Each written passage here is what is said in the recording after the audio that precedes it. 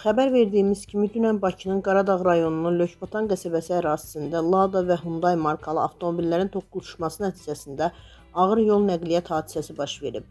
Nəticədə ona yaxın şəxs müxtəlif dərəcəli bədən xəsarətləri alıb. 2 sərnişin aldıqları xəsarətlərdən hadisə yerində ölüb.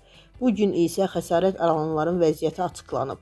Təbibdən verilən xəbərə görə 6-sı kişi, 3-ü qadın olmaqla 9 nəfər bədənin müxtəlif hissələrinin travması diaqnozu ilə Kliniki Tibbi Mərkəzin təcili və təxirə salınmaz tibbi yardım şöbəsinə hospitalizasiya olunublar. Yaralılarla zəruri tibbi xidmətlər göstərilib, müayinələr olunub. Onlardan 3 nəfər əməliyyata alınıb.